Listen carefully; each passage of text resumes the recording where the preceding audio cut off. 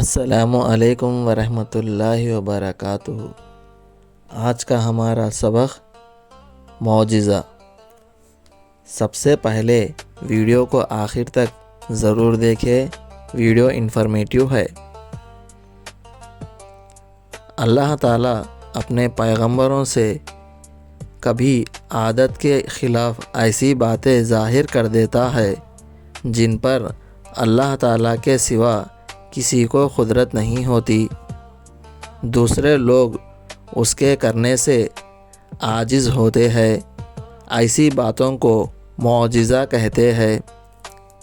پیغمبروں سے عادت کے خلاف ایسی باتیں ظاہر کرنے کا مقصد لوگوں کو یہ سمجھانا ہوتا ہے کہ یہ اللہ تعالیٰ کے بھیجے ہوئے پیغمبر اور اس کے مخصوص بندے ہیں۔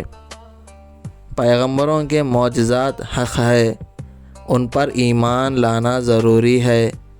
اللہ تعالیٰ نے بہت سی پیغمبروں کو ان کی رسالت کی تائید کے لیے مختلف قسم کے معجزے عطا فرمائے۔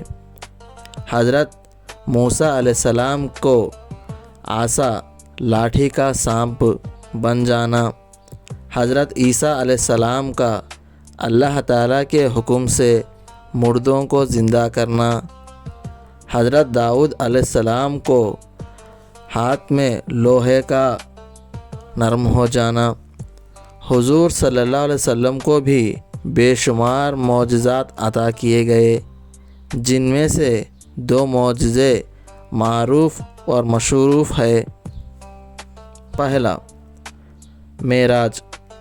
اللہ تعالیٰ کے حکم سے حضور صلی اللہ علیہ وسلم رات کو بیداری کے حالت میں حضرت جبرائیل علیہ السلام کے ساتھ مکہ معظمہ سے بیت المقدس گئے اور پھر وہاں سے 7 آسمان پر اور جہاں تک اللہ تعالیٰ کو منظور تھا وہاں تک تشریف لے گئے۔ اسی رات میں جنت اور دوزخ کی سیر کی اور پھر اپنے مقام پر واپس آ گئے، اسی کو معجزہ کہتے ہیں۔ دوسرا، شق قمر۔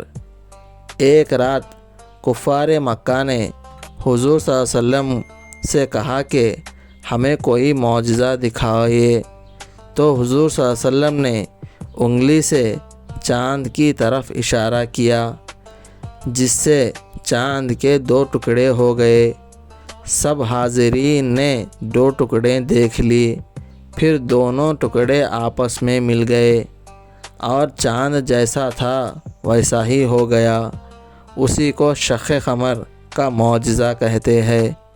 ویڈیو کو لائک کریں اور ایسے ہی اسلامک کنٹینٹ دیکھنے کے لیے سبسکرائب کریں اور شیئر کریں۔ جزاک اللہ خیرا۔ السلام علیکم۔